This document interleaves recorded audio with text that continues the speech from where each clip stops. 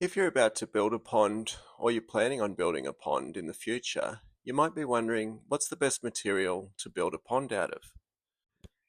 If you don't already know me, my name is Kev, and the aim of my channel is to help people build and maintain a pond without spending a fortune.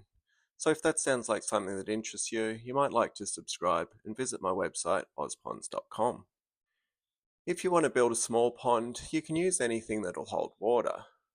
Around my gardens I have lots of mini ponds, some old wine barrels, some in decorative pots, and an old stock trough.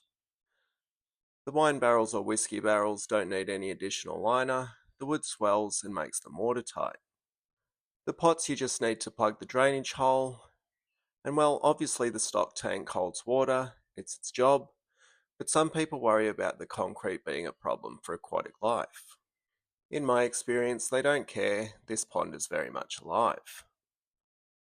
But what if you want to create something bigger, something more unique, something like this? Some people might be tempted to use concrete, cheap builder's plastic, or maybe even try and use a clay liner. Concrete is a lot of work to mix up, pour, set and seal yourself, and if you need to hire people, it'll get quite expensive. Concrete also cracks over time, especially in areas with extreme temperatures, and then it'll need resealing. There's cheap liners that are thin, and you see too many people using things that are not even meant to actually hold water. They might be used as moisture barriers, but not meant for use as a pond liner.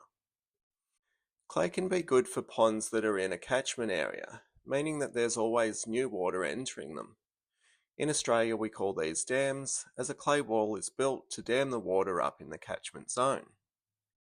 But if you want optimal water quality for a fish pond or even just an ornamental pond and you want the water to be clean and clear, for that clay isn't the best. Speaking of clean and clear, a liner is just one part of building a successful pond. If you want to learn how to build your own filter system for a pond without spending a ton of money, be sure to visit my website ozponds.com. So if you want to create something like this with rock and pebble, I personally think that you should go with EPDM rubber every time. EPDM is resistant to heat, cold, ozone, UV and weathering. It's stretchy, which is useful when placing rock. It's thick and heavy, but even on large installations you can maneuver it into place with a helper or two.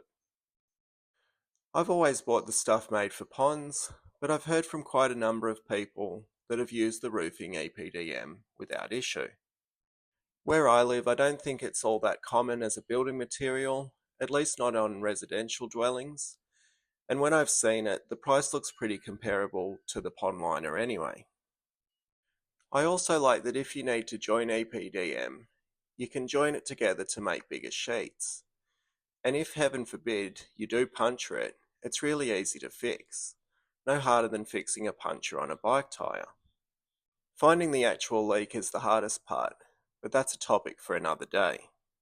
EPDM is very versatile, and you can use it to create streams, waterfalls, formal ponds, swim ponds, underground reservoirs or tanks, large filters, really anything you want to hold water. It's been proven to last over 40 years as a pond liner, so it's durable. Certain brands will offer extensive warranties. There are cheaper liners available. I did a video comparing some of the options, so I'll link that video in the description. But for me, I'm sticking with EPDM.